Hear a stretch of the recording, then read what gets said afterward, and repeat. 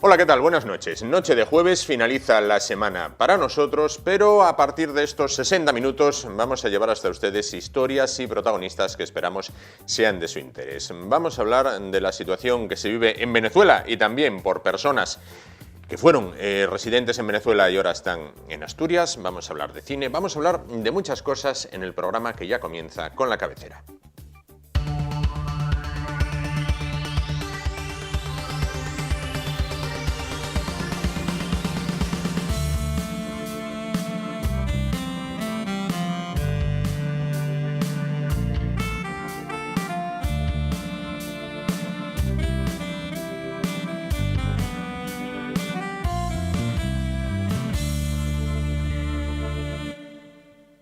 Bueno, pues comenzamos. Más allá de los dimes y diretes en torno a la figura de un relator que parece quiere contratar el gobierno central, bueno, la actualidad de esta semana viene de nuevo marcada por la difícil situación que atraviesa Venezuela. Venezuela como país y los venezolanos como protagonistas, porque lo que parece es claro que en este país hermano, bueno, pues la situación es acuciante y verdaderamente grave. En Asturias, la semana pasada, como saben, teníamos en este mismo programa, bueno, pues a la Asociación de Amigos de Venezuela residentes en Asturias. Esta noche tenemos con nosotros a integrantes de ASOPEVE Asturias, la Asociación de Pensionistas y Jubilados de Venezuela en nuestra tierra. Paso a presentárselos. Sergio Primiani, ¿qué tal? Buenas noches. Buenas noches. Junto a él, Fanny Gallo, ¿qué tal? Buenas noches. Buenas noches. Y frente a ellos, María Antonia Alonso, ¿qué tal? Buenas noches. Bueno, pues entonces, antes de hablar de la asociación, antes de hablar de los temas, ustedes que tendrán información de primera mano, ¿cuál es la situación a día de hoy que se vive en Venezuela? Bueno, mira, la situación en Venezuela no se puede negar, es bastante difícil y complicada porque aparentemente tenemos dos presidentes y casi tenemos dos gobiernos. Sí. Eso está por definirse. Yo la información que tengo es la que consigo cuando hablo con mi familia en Venezuela. Ellos me dicen, yo tengo un hermano que vive en un sector de Caracas y él me dice, no, aquí todo está tranquilo. En cambio, si me voy por otro lado, otro sector de Caracas, se nota que hay más problemas en la calle. O sea, depende de donde vivas. La situación es complicada, es difícil de resolver. Hoy precisamente hay una reunión donde participa España, algunos países de la Unión Europea y países latinoamericanos para ver si se puede establecer una mesa de mediación, a ver cómo se puede salir de esta situación de Venezuela. Entonces, esta mesa, eso apareció esta mañana publicado en la prensa, lo que pretende es, punto 1, diálogo inmediato, punto 2, negociación, punto 3, compromiso de ambas partes y punto 4, implementación inmediata. ¿Todo eso se solucionaría si el ejército dejara de apoyar a Nicolás Maduro? ¿Se sustituirían esos 4 puntos y ya está? Como está la situación ahora, si el ejército dejara de apoyar a Nicolás Maduro, automáticamente da la sensación de que estaría apoyando al, digamos, al autoproclamado, como llaman.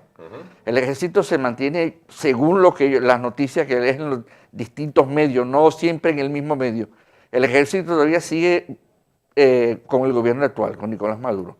Ahora, esto que tú me acabas de preguntar, eso habría que preguntárselo a los militares, claro, que son los que tienen realmente en Venezuela, están sosteniendo al gobierno.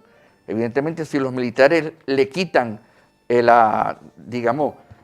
apoyo, claro, no pueden quedarse en el limbo, tienen que tomar una decisión y eso es lo complicado del tema. Claro. Hoy conocíamos que el gobierno de Nicolás Maduro ha cortado con unos trailers, con unos camiones, las carreteras que dan acceso desde Colombia hasta Venezuela, por donde entra la ayuda humanitaria, ¿verdad?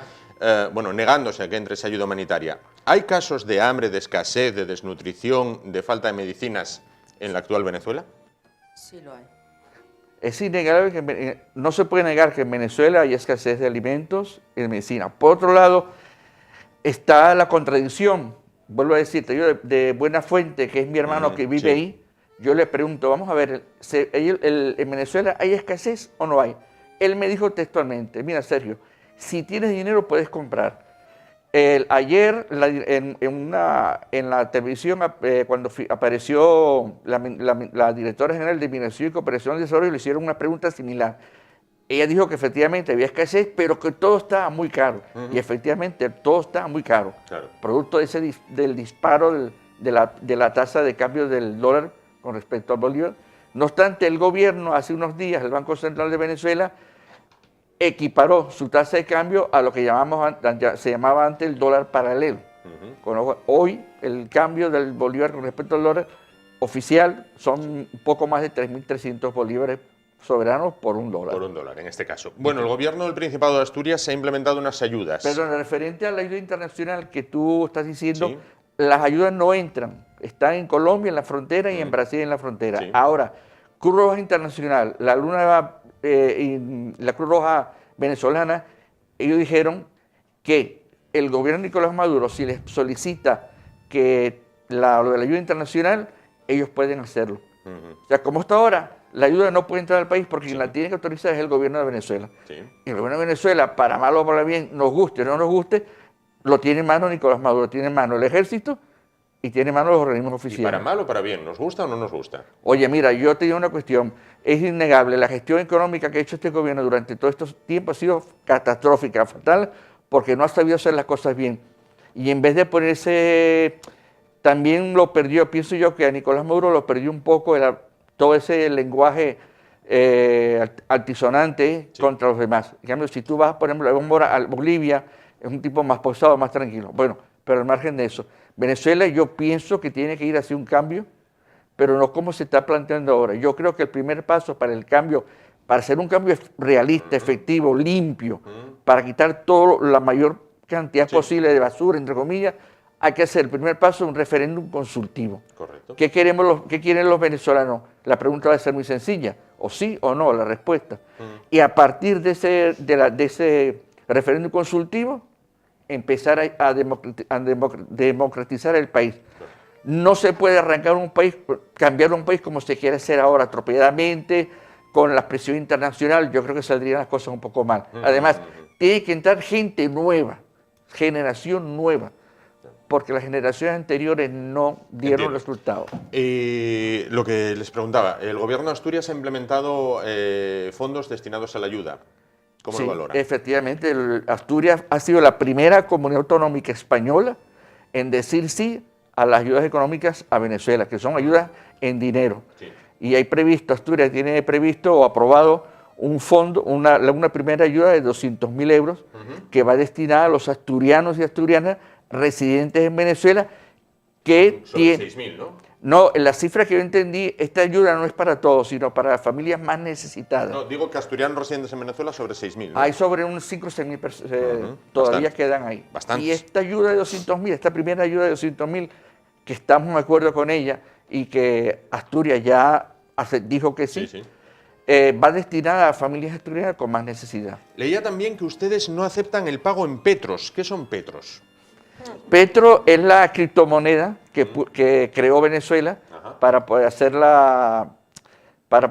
sustituir al dólar en las transacciones internacionales en la venta de petróleo. Ahora bien, eso surge porque cuando nos llamaron a nosotros de un medio de prensa, nos preguntaron, ¿a ustedes quieren que le paguen Petro? No, nosotros tenemos convenido en que el pago se ingresa en un banco que para eso está. Claro. No vamos a estar inscribiéndonos en una plataforma para que nos den petro, reconvertir los petros a dólares. Entiendo. No, por ahí viene la respuesta. Bueno, María Antonia, Fanny, no me hablan nada, ¿eh? Están ahí escuchando atentamente. Es que él es nuestro presidente y primero es él porque está más Venga, perfecto, pero bueno, que ustedes pueden hablar cuando quieran, ¿eh? Que luego... Ella lo sabe. Esto es.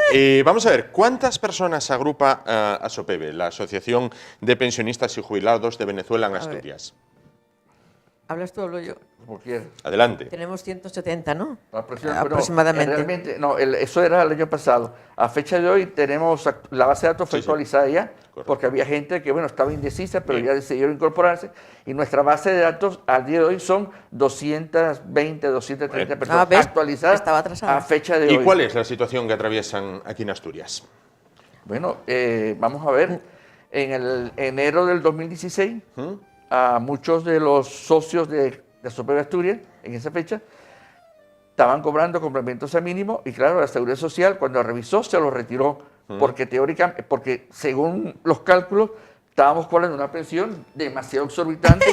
A ella le sacaron una cuenta que estaba cobrando una pensión de 70.000 euros. 74.000 y pico. No. En el mes en el año 16, cuando solamente recibimos 2 pagos que pertenecían a diciembre del año 2015. Entonces yo esto lo llevé a la Seguridad Social, tenía una abogada antes de conocer a la asociación y lo denegaron, porque para ellos nosotros seguíamos cobrando, el cambio era 10, no era 10 bolívares por dólar. Entonces eso le daba todo el año y les dije, ¿usted cree que una persona con un poco de cabeza, digo yo, voy a venir a pedir esto cuando me están pagando como 6.000 euros mensual? Sería una vergüenza. Entonces me dicen, tenían un escrito y me dice, mire, al final tenía subrayado que mientras el gobierno venezolano no reconociera la deuda, ellos seguían pensando que eran 10 por dólar. Entiendo. Entonces, pero ahora ya está. Eso quedó aclarado. Gracias a Dios por toda, en verdad, por la asociación misma que está presente, pone cara a todo ese problema, y luego periodistas que también nos han apoyado, ¿verdad? Lo han hecho, ¿no? Lo han hecho público. Y luego sale porque cuando ¿es catalán o el periodista que fue a entrevistar a Maduro hace como 2 años, una cosa así, que dijo, Maduro dijo que sí, que para diciembre, pero no habló del diciembre, porque diciembre cada 12 meses hay un diciembre. Hay un diciembre, sí, efectivamente. Entonces así nos quedamos. Cuéntenme una cosa, los tres, un momentín, cuéntenme una cosa, los tres. ¿Cómo era la Venezuela que ustedes conocieron? Muy distinta. Yo he vivido en Venezuela casi 40 años, 37 años y medio. Una vida. Toda la vida. Ya fui casada, yo me casé y vivimos allá ese tiempo muy bien.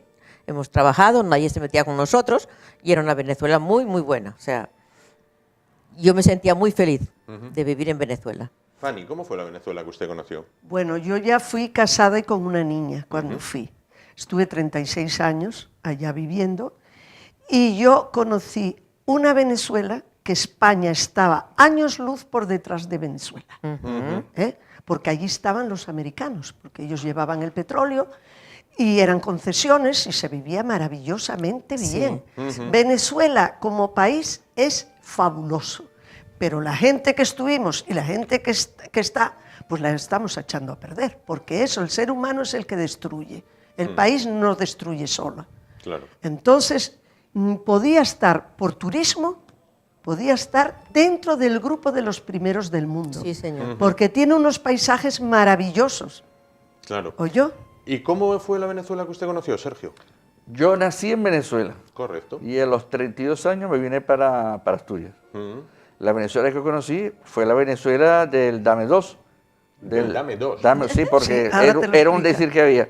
En los años 70 era tal la abundancia del país en dólares, porque decíamos que el dólar corría por las calles, es verdad. La gente iba para allá y se iba de viaje a Miami, por ejemplo, varias veces al año, y cuando compraban, dame dos, y eso se convirtió en una expresión. Se llamaba así. Pero en el año 83, si no recuerdo mal, 84, hubo un famoso Viernes Negro, se cerró la venta de divisas, ya la crisis venía, y entonces yo dije, bueno, nos vamos porque esto aquí se viene para abajo.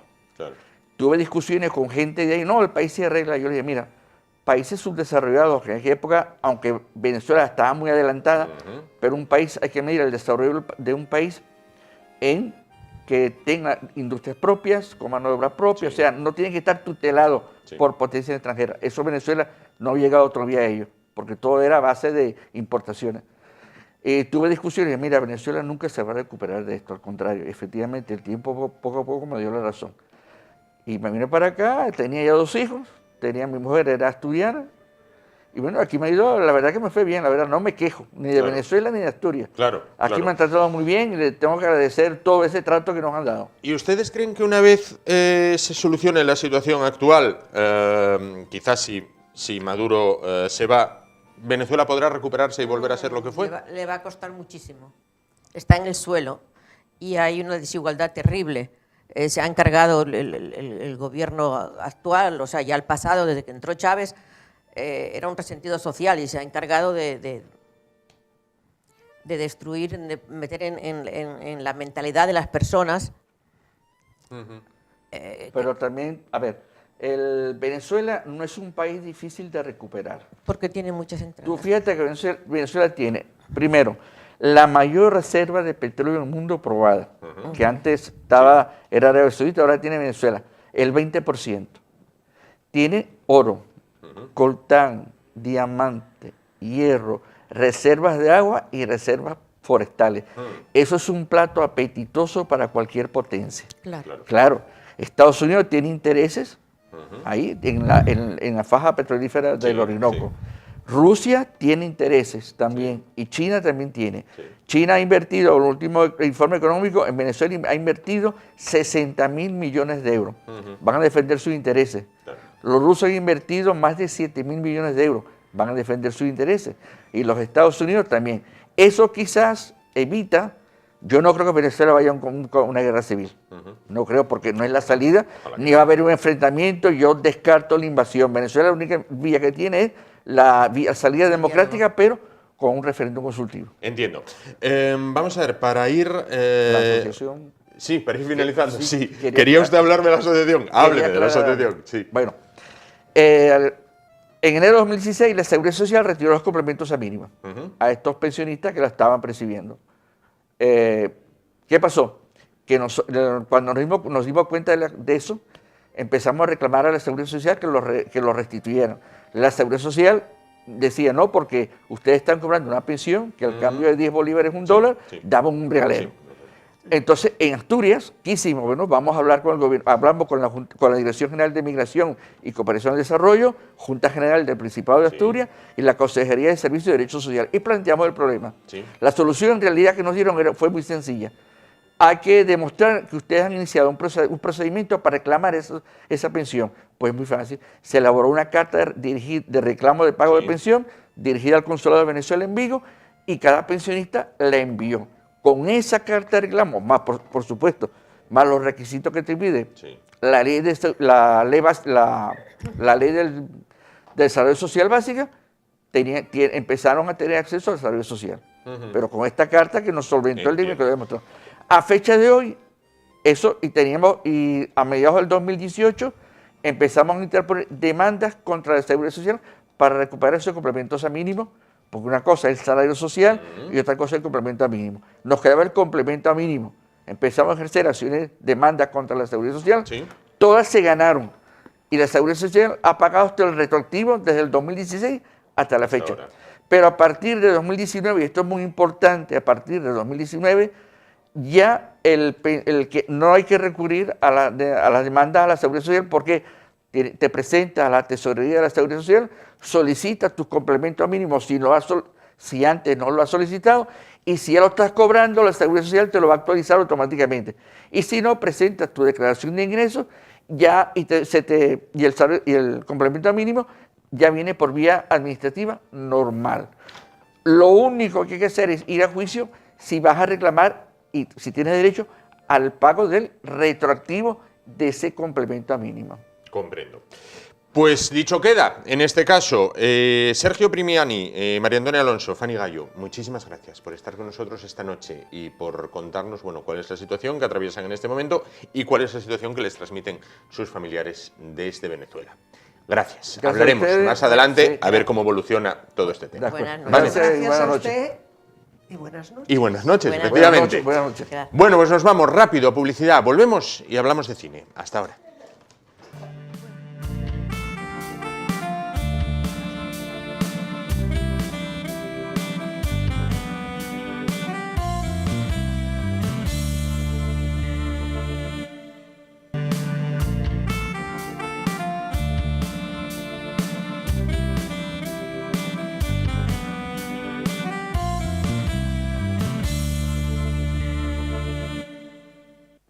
Bueno, vamos a continuar el programa de esta noche, programa más corto, ya saben, en duración, tramo corto de la semana. Vamos a hablar de cine a continuación, de cine en casa, de cine en nuestra casa, de los ciclos de cine que les ofrecemos. Vamos a hablar de las películas que vamos a ofrecerles los sábados del mes de febrero, que ya se iniciaron el pasado día 2 con Escenas de un crimen, de Dominic Forman. Bueno, sin embargo, antes de hablar de las siguientes que vendrán los sábados, pues, como siempre, lo haremos con quien más sabe de cine. Con Juan Bonifacio Lorenzo, fundador de la Filmoteca de Asturias. ¿Qué tal? Buenas noches. Hola, buenas noches. Bueno, quiero preguntarle por la gala de los premios Goya. ¿Qué le pareció? Bueno, pues creo que fue de las mejores, porque fue bastante ágil, no se hizo pesada, estuvieron bien los gags, aunque a algunos no les gustasen, algunos como los independentistas, que parece ser que el chiste de mejor película extranjera, candidata a mejor película extranjera y se acaben a Puigdemont, pues no les hizo gracia. Bueno, los independentistas les hace gracia pocas que cosas no que no sea lo de sentido ellos, del humor. que no tienen sentido del humor. Quizás por ahí se empieza, ¿no? ¿Qué le ha parecido Campeones, que fue la que prácticamente se lo llevó todo? ¿La vio, Campeones? Sí, Campeones la vi y es una película que fue la más taquillera el año pasado, gustó a todo el mundo, con todo el mundo que hablé normalmente dijo que se lo pasó bomba. Luego hay elementos asturianos en la película, como el Javier Gutiérrez, que nació en Luanco, pero luego se crió en Galicia, y luego otra actriz que es de Lugones, que es Edna Fontana. Claro. Y entonces, bueno, todos quedaron muy contentos de cómo Fesser trató a los actores y tal. Y es una película que, hombre, quizá a mí se me hace un poco larga y a lo mejor tenía que durar algo menos porque el mensaje está claro. Sí. Pero bueno, salvo ese problema, al final que ganó 3 Goyas, ¿no? Sí, sí. El de mejor película, mejor canción y el actor revelación. El chico que... Exactamente. Entonces, muy bien. Y luego otra cosa que tengo que decir de los Goya, que ya este año se cumplió más claramente que otros años, es que los cortos finalistas, antes los vimos en Ribadedeva, en el Festival de Ribadedeva. Sí. Entonces, de 4 cortos finalistas que hubo, 3 los vimos en Ribadedeva. Sí.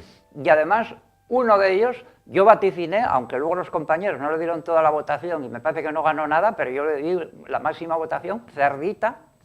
Cerdita es un buen corto y ganó también en los premios José María Forqué unas semanas antes. Sí. Y más premios y tal. Y entonces, bueno, el Festival de Ribadedeva este año además tuvo un nivel mucho más alto, porque estaba un poco en declive la calidad de los cortos, siendo interesantes, pero este año subió, y subió gracias a estos cortos y a otros que vinieron, que se ve que el nivel vuelve otra vez a estar bien. Claro. Bueno, quiero preguntarle también por un tema. Se sugirió que por qué España, o los cineastas españoles, no hacían una película sobre Blas de Lezo. Bueno, pues uno de los héroes de nuestra historia, el hombre que mantuvo a raya Inglaterra y acabó con la mayor invasión que habían planeado los ingleses del continente norteamericano, bueno, pues norteamericano no, perdón, iberoamericano. Sí, iberoamericano. Bueno, pues con muchísimos hombres menos logró derrotar a los británicos y, bueno, es un hombre olvidado en la historia de España. Bueno. Y la respuesta de un guionista fue textualmente: porque no nos da la puta gana. Ya, bueno, pero eso es propio de esta generación que viene detrás de nosotros, que son lo que un amigo de Izquierda Unida me dijo, es que son adanistas. Antes de ellos no hay nada. Con ellos empieza la historia. Sí. Entonces, claro, los que sabemos esas cosas, pues nos critican porque estamos invocando a gente que ya murió hace más de 200 años, que hay que vivir la época actual, no hay que pasar al pasado, que ya está bien de hablar de gente pasada. Esa película de Blas de Lezo podía haber sido un Master and Commander a la española. Sí, por ejemplo. Y podía haber interesado incluso a producciones extranjeras, claro, los ingleses a lo mejor no. No, los ingleses quizás no. Pero Hollywood sí, a lo mejor le hubiera interesado, porque sería más barata seguramente que Master and Commander, que tuvo que reunir a varias productoras para poder llevarla a efecto, durante varios años estuvieron gestionando. Y esto es el problema, la historia de España no se conoce. Blas de Lezo, bueno, hubo un barco que se llamaba Blas de Lezo. No, lo hay todavía. Lo hay todavía. Hubo un sello, cuando yo ahí conocí a Blas de Lezo a los 10, 11 años, porque había un sello de filatelia española que salía Blas de Lezo, que creo recordar que llevaba un parche en un ojo, ¿no? Un parche en un ojo, le faltaba un brazo y le faltaba una pierna. O sea, un Nelson. Lo llamaban medio hombre, prácticamente. Un Nelson. Un Nelson de la vida. Bueno, y Trafalgar. Y Trafalgar. Lo que pasa es que Trafalgar es una derrota, aunque heroica. Claro. Bueno, quizás a lo mejor no hacen película porque, al igual que el almirante Cervera, Blas de Lezo era un fascista. Pues también. Puede ser, ¿no? También, porque yo recuerdo que cuando vino la primera corporación democrática en el año 79 a Gijón, le quisieron quitar la calle a Cisclo Fernández Ballín porque decían que era un fascista. Había muerto en 1896, era un filántropo, matemático, un científico. A lo mejor era fascista sin saberlo. No, claro, y entonces vieron una foto de él y como lo vieron cara de antiguo, todo lo que es antiguo es fascista. Pero eso ya lo decían los falangistas también, ¿eh? También, ¿no? Sí, sí. Aquí empieza, en España empieza a amanecer. Antes de todo era decadente. Con nosotros empieza la Nueva España. Por eso el periódico se llama La Nueva España, porque está fundado por falangistas. Sí.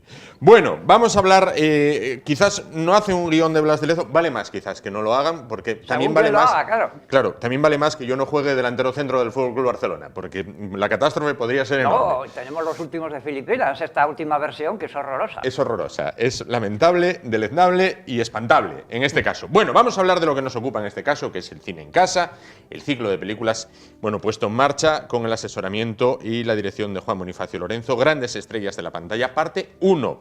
Bueno, el sábado 9 tenemos Ligeramente Escarlata del año 1956 de Alan Down. Bueno, esta es una película muy importante, aunque es una película hecha con poco presupuesto. Yo recuerdo cuando se estrenó, yo tendría menos de 10 años, que me llamó la atención el título. Lo tuve que leer varias veces, Ligeramente Escarlata. Era la primera vez que oía la palabra escarlata, en los Campos Elíseos de Gijón, el recordado cine. Esta película está dirigida por Alan Dwan. Alan Dwan es un director muy importante, nacido en Toronto, pero instalado en Estados Unidos. Es de los pioneros del cine mudo. Y yo le oí en sus últimos años, casi vivió 100 años, nació en 1885, si no recuerdo mal, y murió el 28 de diciembre, el día que los hermanos Lumière proyectaron la primera función pública de pago de 1981, o sea, casi 100 años. Pues él dijo que él estaba rodando las películas en la costa este, antes de fundar Hollywood, pero que allí llegaba una gente muy rara al rodaje con aspecto amenazador. Esos eran los pistoleros que mandaba Edison para que pagasen la patente. Claro. Entonces se fueron escapando a territorios donde Edison no tenía la patente registrada, claro. Y así llegaron a Hollywood, vieron que había mejor clima y tal. Entonces él rodó muchas películas, Los Tres Mosqueteros, en blanco y negro, con Douglas Fairbanks y tal. Estuvo en la Fox, hizo una película de gran presupuesto como Suez, la construcción del canal de Suez, el año 38, rodó con Shirley Temple y tal, pero luego estuvo más bien metido en películas de poco presupuesto, que él solía sacar muy bien el partido a esas películas. Una de ellas es, ya en la recta final de su carrera, Ligeramente Escarlata. ¿Por qué es importante Ligeramente Escarlata? Aparte de por la técnica, porque trata un tema muy actual. No en vano se basa en una obra de James M. Cain, el famoso autor del Cartero siempre llama dos veces, y aquí nos saca a relucir algo muy actual, que es la conexión entre política y gangsterismo. En Estados Unidos, en una ciudad pequeña, tal, etcétera, etcétera. Un gángster que tiene comprado al sheriff y que no le gusta lo que publica el periódico, como siempre el periódico es el que tal, y entonces... Y entonces aquí, curiosamente, están dos actrices que yo confundía mucho porque se parecen. Y aquí creo recordar que hacen de hermanas, curiosamente, que son Rhonda Fleming y Arlene Dahl. Las dos vivas, con 90 y tantos años. Vistas juntas, a mí me gusta más, si tengo que escoger entre las dos, Rhonda Fleming, que es unos años mayor que Arlene Dahl. Arlene Dahl, para la gente que es aficionada a las revistas del corazón, es la madre de aquel Lorenzo Lamas. Sí, el de Falcon Crest. El de Falcon Crest, que ahora ya es sesentón y está un poco desaparecido después de 5 divorcios, tiene que pagar mucho dinero. Claro. Entonces aquí tenemos a John Payne de protagonista, que John Payne, ya lo dije, trabajó en esta época mucho pusimos incluso 2 películas en estos ciclos, Filón de Plata y El Socio de Tennessee, del oeste, y a mí me gusta más que John Wayne, porque es un actor mucho más completo, aunque no es tan conocido. Era un actor de estos que actuaba en la radio, luego pasó a actor de cine, que tenía buena voz, también cantaba, hizo comedias musicales con la Fox, y aquí hace el papel de protagonista, hacía papeles de duro y demás. Y luego tenemos a Ted de Corsia, que es uno de los gángsters típicos de esa época.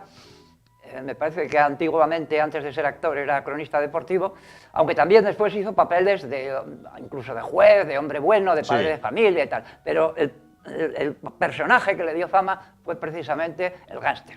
Y aquí lo tenemos de gángster. Bueno, una semana más tarde, bueno, todas las películas los sábados a las 10 de la noche sin cortes, sí, con lo cual se ven de tirón como si estuviera usted en la sala del cine. Sí, bueno, además no son muy largas. No, no son, se ven bien, se ven bien. El sábado 16, en El Punto de Mira, del año 2008, bueno, del otro día, sí, de Pete Travis. Sí, bueno, esta es una película que tuvo mucha repercusión mediática porque, joder, ya pasaron 10 años, 11 años y parece que fue ayer. Sí.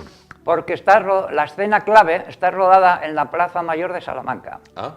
Y es un atentado que hay contra el presidente de Estados Unidos, está interpretado por William Hurt, fallido, y entonces se hace una investigación de cómo fue eso, porque hay mucha gente viéndolo y tal, y entonces hay muchas versiones. Eso es lo que juega la película. La película, el título original es Punto de Ventaja. Entonces, hay una realizadora de televisión que está allí y que vio a través de las cámaras el atentado, Sigourney Weaver. Sí. Hay un turista americano que está allí, que es Forrest Whitaker. Hay un agente de policía que está allí, americano, que es Dennis Quaid, de la saga de los Quaid. Randy Quaid es también actor, su hermano, y hay un policía español que está interpretado por Eduardo Noriega, aunque tiene ese apellido, nació en Santander, pero bueno, los de Ribadedeva lo consideran porque el apellido Noriega procede de ahí. Entonces, es la contraposición de los diversos testimonios en la investigación, que cada uno da una versión que difiere, que tiene matices distintos y demás. Esto nos recuerda un poco lo de Campoamor. En este mundo traidor nada es verdad ni es mentira, todo depende del cristal con que se mira. Con el cristal que se mira, efectivamente. Sabias palabras. Bueno, y el día 23, para cerrar el mes, en este caso, tenemos otra película del año 1971, Yo, un cadáver revoltoso, de Jean Giraud. Sí, esta es una película a mayor gloria de Louis de Funès, como dicen los franceses, Luis de Funes, que decimos nosotros, porque sí, Luis de Funes era de origen español, más concretamente sevillano, aunque nació en Francia. Entonces, esta comedia de intriga, muy bien llevada, tuvo una versión anterior que yo vi en mi casa, una copia que también estrenó el cine de los Campos Elíseos, de la Metro-Goldwyn-Mayer, era la película y estaba interpretada por Glenn Ford y se llamaba Un muerto recalcitrante. También es la primera vez que oí la palabra recalcitrante. También lo tuve que leer recalcitrante, porque era más o menos... Era recalcitrante. Ya, exactamente. Ahí está. Estaba Martin Landau también en esa película y se basa en una obra de un autor australiano muy exitoso, tanto como novelista, como guionista de cine, como autor de teatro, que se llama, bueno, ya murió, Alec Coppel. Alec Coppel sabe llevar muy bien la intriga, porque fue fichado por Hitchcock y figura en los créditos de una obra tan de culto como Vértigo. Sí. Entonces aquí, claro, la comedia está al servicio de... es una producción francesa, pero con el respaldo de la Metro-Goldwyn-Mayer, que seguramente tenía los derechos, porque aquí en España la distribuyó Metro-Goldwyn-Mayer Ibérica, la filial de la Metro, y en Francia creo que también fue la Metro francesa.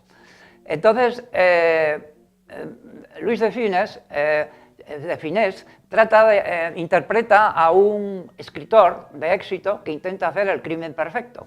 Lo cree muy sencillo, pero se ve que todo se complica, que hay que cuidar mucho los detalles y tal y cual. Entonces hay unos actores franceses, que la gente quizá no sepa su nombre, pero sí está harta de verlas en películas, muy eficaces, como Michel Galabru o Bernard Blier, que si no recuerdo mal hace de inspector, que es el que viene a investigar y tal. Entonces, bueno, la película, al que le gustan las películas de Louis de Funès, disfrutará mucho. La trama está muy bien, tiene un director de cabecera como Jean Giraud, que es uno de los que le dirigía las películas correctamente, como las del Gendarme, y tal. Y bueno, tampoco es muy larga, con lo cual quiero decir que está bien acabar el mes con una comedia de intriga, que fue un éxito mundial y que en este caso seguramente la Metro puso también apoyo económico para hacerlo, como hacían aquí, pero ahora me parece que eso ya no se puede hacer. Por eso la producción europea cayó, porque antes había por ejemplo, la vaquilla o Sí, las bicicletas sí. son para el verano, las produjo la Fox Sí, española, sí, sí. porque no se podía sacar el dinero que ganase, tenían que reinvertirlo Revertir, en sí, películas. Pero correcto. ahora me parece que con la normativa de la Comunidad Europea no se puede hacer, No con se lo cual puede. el cine europeo es más pobre. Bueno, pues ya saben, son 3 propuestas que se inician, bueno, pues este sábado ya con Ligeramente Escarlata, el 16 en El Punto de Mira y el 23 Yo, un cadáver revoltoso o un muerto recalcitrante en aquella época. Bueno, ya lo saben, cine los sábados a las 10 de la noche, sin cortes, sin interrupciones. Juan Bonifacio. Bueno, y que se repiten en la sobremesa. Efectivamente, se repite en la sobremesa del domingo. Juan Bonifacio Lorenzo, como siempre, es el que más sabe. Sin duda. Muchísimas gracias por Muchas estar gracias. con nosotros.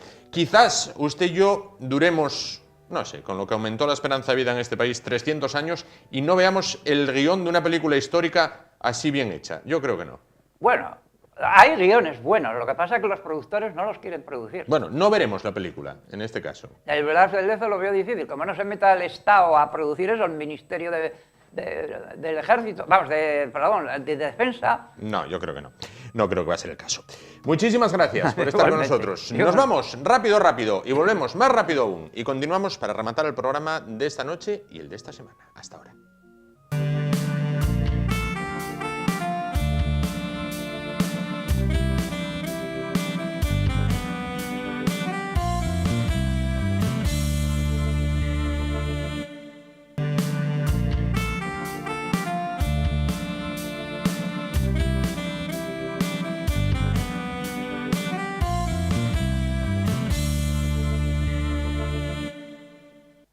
Bueno, vamos a darnos nuestro habitual paseo por la historia, ese paseo que nos damos aproximadamente cada mes o cada 15, 20 días. Bueno, en esta ocasión centrado también en el cine, porque ya saben que a la actualidad de los periódicos, radios y televisiones saltaba después de la gala de los Goya las palabras de un afamado guionista del cine español que decía: no hacemos una película de Blas de Lezo porque no nos da la gana, y cito textual, porque no nos da la puta gana, ahora que no estamos en horario infantil y se pueden decir estas cosas. Bueno, pues a continuación un paseo por la historia y el cine.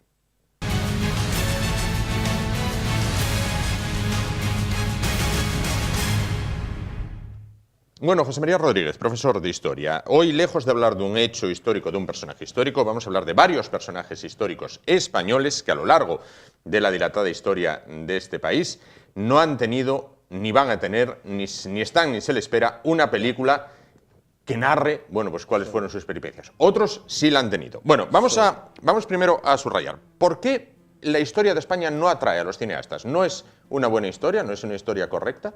A ver, bueno, ellos dirán por qué no les parece correcta. El caso es que en los últimos tiempos, hablamos de los últimos 40 años de nuestra historia, los cineastas, yo creo que sí que han dado la historia, han dado la espalda a la mayor parte de los años, de los siglos de nuestra historia y a sus personajes más relevantes. Sí se han centrado en hechos sucedidos en el siglo XX, más concretamente en los años 30 y 40 del siglo XX, pero el resto de la historia de España para ellos ha sido un paréntesis. ¿España tiene historia para contar? Bueno, ¿qué me estás preguntando? Claro, yo creo que es posible que sea de los países del mundo con historia más rica en hechos y en personajes y en toda clase de episodios dignos de ser novelados y de ser contados. O sea, episodios que ya por sí solos, sin falta de añadir ningún detalle de ficción, ya constituyen materia para un excelente guión cinematográfico. Cuando en una película española actual se toca un tema histórico, ¿se hace desde el punto de vista actual? Es decir, si se habla de romanos, ¿es malo tener esclavos, entonces no aparecen esclavos? Sí. No, bueno, eso es un defecto que no solo el cine español adolece de él, adolecen quizás todo el cine, pero el cine español aún más. Eso se llama el presentismo, querer proyectar sobre el pasado, sobre lo que ocurría hace siglos, los valores y cuestiones que nos preocupan hoy en día. Y lo que tú me has dicho, el tema de la esclavitud, por ejemplo, era norma y costumbre y modo de vida de todo el mundo antiguo. Y claro, hoy en día es inaceptable, pero entonces, ¿qué podemos hacer? ¿Ignoramos que en las películas de romanos salen esclavos o presentamos que los amos de esclavos, que era todo el mundo que se lo podía permitir, eran una gente, no sé, despiadada, despreciable y tal. Pues eso no cabe. Bueno, vamos a hacer un repaso histórico de personajes que no tienen película. Vamos a agruparlos en épocas históricas, quizás. Vale. Época de Roma, tenemos 3, Séneca, Trajano y Adriano. Estos no tienen película, ¿no? Son desconocidos para el cine. Sí. Se tocó muy lateralmente la figura de Viriato en una serie televisiva bastante mejorable desde mi punto de vista, la serie de Hispania. Pero bueno, claro, había que, si se quería hablar de la Hispania prerromana o de la Hispania durante la conquista romana, Viriato podía salir y salió ahí literalmente con bueno, un resultado, como te digo, bueno, discreto. Discreto. Bueno, sí. Séneca quizás actualmente esté considerado como un propagandista del imperialismo, y Trajano y Adriano, claro, emperadores son imperialistas. No se puede hacer película de estos 3 señores bajo ningún concepto. Damos un salto, vamos más adelante. Todos los reyes godos, Don Pelayo, el de aquí, el de Covadonga, que quizás ahora Covadonga tampoco existió, quizás, ¿vale?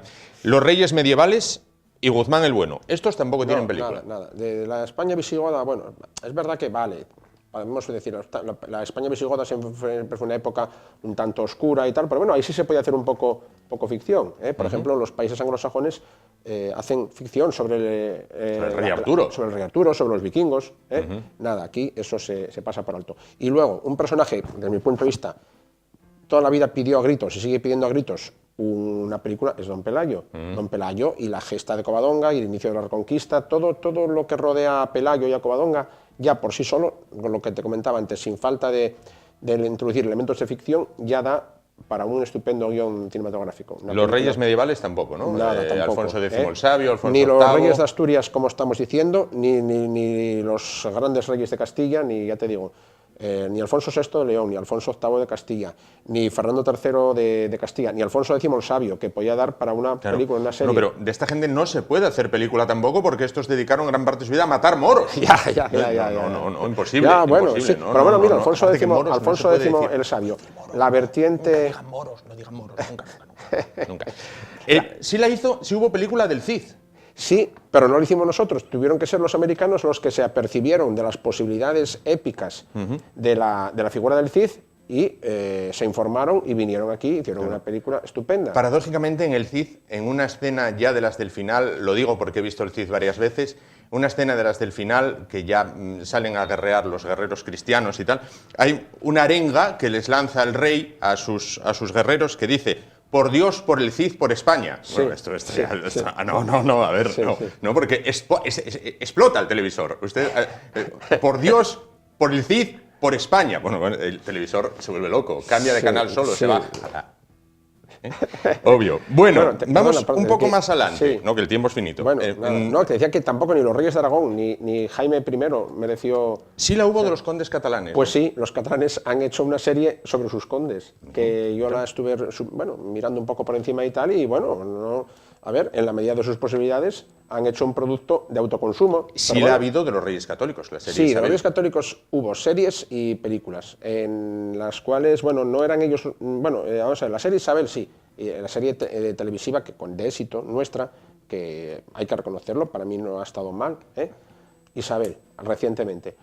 Y después, en la época de Franco, se hicieron películas con un contenido así, claro, como era habitual en aquel tiempo, de exaltación patriótica. Propagandísticas. Entre ellas la de Alba de América. Sí. Entonces ahí aparece la figura de Colón y aparecen en un papel central también, como no, los reyes católicos. Si nos vamos más allá en el tiempo, el cardenal Cisneros y el gran capitán tampoco tienen película. Tampoco tienen película. Bueno. Ni tienen película tampoco ninguno de los grandes personajes de la conquista. Bueno, vamos a ver, los grandes personajes de la conquista no pueden tener película. Balboa, Pizarro, Cortés, Elcano, Cabeza de Vaca, Alvarado, toda esta gente no puede tener película, ¿no? Porque eran genocidas, fueron allá, mataron todo, robaron todo, violaron todo. Claro, es que, a saber, no se puede hacer película de esta gente, ¿no? Bueno, no se hizo. Y directamente cuando se tocó el tema de la conquista se hizo bajo ese prisma pesimista y destructivo que tú me mencionas, la película reciente que hubo llamada Oro, está hecha bajo ese punto de vista. Una que hubo, El Dorado, de Carlos Saura, tampoco cuajó, no mencionaba en el episodio aquel de Lope de Aguirre y tal, un personaje un poco lateral comparado con estos otros que hablamos, son los grandes capitanes de la conquista, ¿verdad? Claro. Luego se nos pasó por alto. Sí se trató, bueno, a Juana la Loca, por el contenido melodramático que tuvo su a Carlos historia. I también. Y a Carlos sí, en la estera de la serie Isabel, pues se continuó un poco con el filón y se tocó la figura de Carlos. Carlos el Rey Emperador se llamaba. Sí. Si nos vamos al clero, quizás por ser clero tampoco puede tener película, San Ignacio Loyola, Fray Luis de León, San Francisco Javier. Esto es nada. Nada, hay una excepción. La serie, buena serie, en su día de televisión española, que se hicieron buenas series aquí en los años 80, para mí, con los medios que tenía Televisión Española, Teresa de Jesús, que hacía, protagonizada por Concha Velasco. Claro. ¿Si te acuerdas? Sí ha tenido serie Cervantes. También una, pero fue de iniciativa española, pero era un actor alemán, creo. Yo me acuerdo de ver cuando la veíamos y tal, era un actor alemán, Miguel Cervantes, sí. Pero no se volvió a tocar la figura de Cervantes. Bueno, más que adelante... también merecía ya tener la quinta película, por lo menos, Claro. porque también su vida es novelesca, y aventurera, y da para todo. Claro. Es nada. Se tocó por encima la figura de Lope en una película, de Lope de Vega. Un Lope joven. Lope joven, sí, el joven Lope, me parece que sea la película. Nada más. Pero luego, del resto de grandes literatos y artistas del siglo de oro, ni de Velázquez, ni de Calderón, ni de Tirso Molina, nada, tampoco. Ninguno. No. Velázquez tampoco tiene. Velázquez no, Velázquez tampoco. Ni tampoco ninguno de los otros grandes. Bueno, Goya sí tiene alguna película. Bueno, no nos vayamos más allá Vale, en el tiempo. sí. Vamos a ver, nos hemos quedado en el clero con San Ignacio Loyola, Fray Luis de León, San Francisco Javier. Bueno, luego Nada. tenemos, más ahí en ese tiempo, a don Juan de Austria, el Duque de Alba y Felipe II. A ver, Sota, Caballo y Rey. Bien. Tampoco podemos hacer A ver. película de estos porque, claro, don Juan de Austria. De Juan de Austria se hizo matando turcos. un No. tanto anecdótico. El Duque de Alba. Sí, no, vamos, ni hablar, pasando nada. ajusticiando holandeses. Bueno, ¿qué? Felipe II. Felipe II, a ver, don Juan de Austria se tocó de manera un tanto anecdótica, se narró su infancia en la película Calle Jeromín, también por el contenido ese un tanto, melodramático que tuvo su infancia y tal, como hijo natural del emperador Carlos. Pero nada más. Y luego Felipe II ha salido lateralmente en alguna película, pero siempre para presentarlo como lo presenta la leyenda negra, como lo presentan los anglosajones, como el demonio del mediodía, como el personaje negro y siniestro. Entonces, bueno, pues no arreglamos nada tampoco. Felipe II, que quizás haya sido uno de los monarcas a lo largo de la historia mundial Sí. que más territorio y personas ha tenido bajo su mando. Sí. Y un personaje ilustrado y culto. Luego tenía sus obsesiones, claro, todos lo sabemos. Pero nada, no hay manera. No hay modo. Bueno, decíamos Calderón de la Barca nada, Velázquez tampoco, Feijó, el padre Feijó, aquí cerquita tampoco. Desconocido. Y Jovellanos igualmente. Jovellanos, mira Desconocido. Jovellanos. Sí. Jovellanos. Se tocó la figura, pero bueno, bien, se tocó el episodio más que la figura. El motín de Esquilache, una película buena del motín de Esquilache, Claro. protagonizada por Fernán Gómez y tal. Pero nada más. Blas de Lezo, que con él llegó el escándalo en los Goya. Blas de Lezo no hay película tampoco. No, que va bien. No. Lo que pasa es que ahora todo esto ha servido, paradójicamente, ¿para qué? Pues ahora, mal que bien, ya no debe quedar español que no oyera hablar. Los que sean un poco curiosos ahora ya no cogen los libros, cogen el ordenador y a ver quién es Blas de Lezo, a ver imágenes, a ver este señor qué hizo y tal. Bueno, pues a lo mejor así aprendemos, Bueno. a base de polémicas. El general Prim, tampoco. No, que va. Un traidor a la patria catalana. No se le puede hacer película. No se le puede hacer película. Y, no puede ser que un a ver, catalán defienda a España. No, a ver. En cuanto a la guerra de la independencia, Los países ahí catalanes. algo hubo. Hubo una película de estas, digamos, de exaltación patriótica, pero a mí me gustó esa película, sobre Agustina de Aragón, que fue una película realizada en los años 40 con muchos medios y mucho despliegue y tal. Bien. Luego se hicieron algunas sobre el 2 de mayo, pero, por ejemplo, las figuras clave de la guerra de la independencia, que es el empecinado, ni hablar, ese personaje rebelde que podría ser, yo qué sé, un William Wallace, un Rob Roy a la española. Hubo Curro Jiménez. Pero Muy buena película. Muy buena serie. Sí. Pero bueno, es un personaje de ficción. O sea, pero bueno, bien, vale. Hubo La Máscara Negra, también, ambientada en la Guerra de la Independencia. Vamos a darlo por bueno. Sí, admitimos Curro Jiménez. Pero si vamos a los personajes de relieve, no se han tocado. Cánovas, tampoco. Mira, perdón, Daoiz y Velarde. Tampoco. No. Luego, toda la España hasta el 19, se podían haber hecho muchas cosas. Se hizo. Hay un poquitín de una película allí en tiempos de Franco, de exaltación monárquica, aprovechando la historia esa edulcorada. Alfonso XII. ¿Dónde vas, Alfonso XII? ¿Dónde vas triste de ti? Bueno, bien. Voy en busca de Pero Mercedes, bueno, que hace tiempo no la vi. También una película que tocó la historia. Claro. Pero en esa película sale Cánovas, naturalmente. Pero luego todo el resto de personajes que podíamos decir del 19, lo que Prim me comentabas antes, nada se habló nunca de las guerras carlistas prácticamente, ni de los militares de un lado ni de los del otro, ni Zumalacárregui ni nada.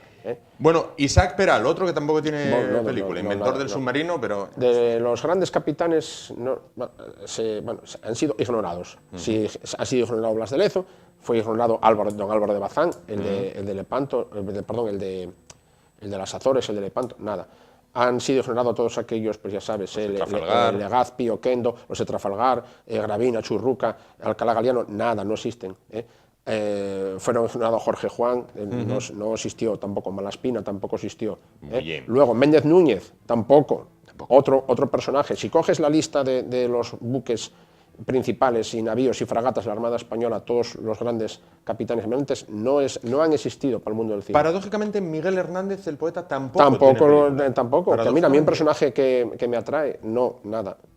Por su talento y por su integridad, Miguel Hernández, ni hablar. Ha tenido Lorca. Sí, bien, Federico García Lorca. Pero nada. Ramón y Cajal tuvo serie. Sí, serie buena. ¿Por qué? Porque más que nada porque el protagonista era Adolfo Marsillac, a mí me gustó. Bien.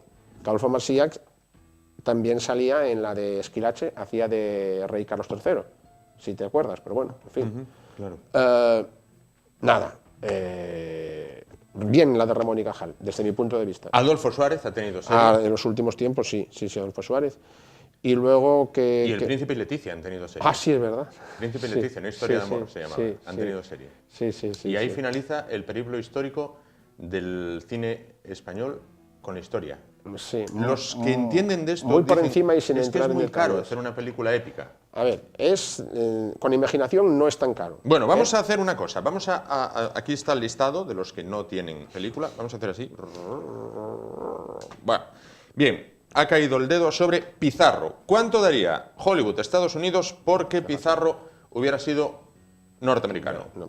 ¿Cuántas películas llevaría este hombre? 7, 8. 7, 8. Sí. Sería Pizarro 1, 2, 3, 4, 5, 6, 7 y 8. Sí. De hecho, ya cuando Mel Gibson hizo la de Apocalipto, podría ser casi ya una precuela de la gesta de Cortés o de la gesta de Pizarro. Porque de hecho está ambientada en esos momentos y la película de Apocalipto finaliza, la secuencia final, en el horizonte, en la playa, ya aparecen los conquistadores, las naves españolas. Si tuvieras que elegir uno de todos estos personajes históricos, ¿de quién te gustaría que hicieran película? Ahora mismo, ¿me dejas decir 3? 3, venga. 3. Pelayo, como te comentaba. Cortés. Y no sé, no tienen por qué ser todos conquistadores ni capitanes. Venga, pues Cervantes. Cervantes, en este caso.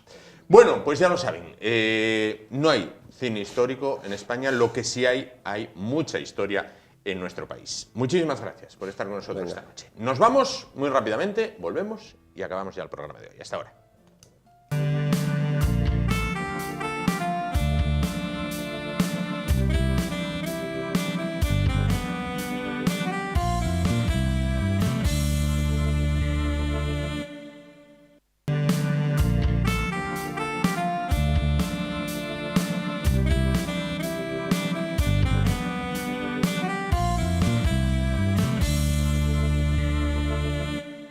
Bueno, pues hasta aquí el programa de hoy. Nos vamos muy rápidamente. Les dejamos con Ahorro y Finanzas. Ya saben, la importancia del dinero, que no deja de ser, por suerte, por desgracia, el combustible de nuestras vidas. Volvemos el martes, como siempre, a las 10 de la noche. Aquí estaremos. Gracias por su atención y que tengan buen fin de semana.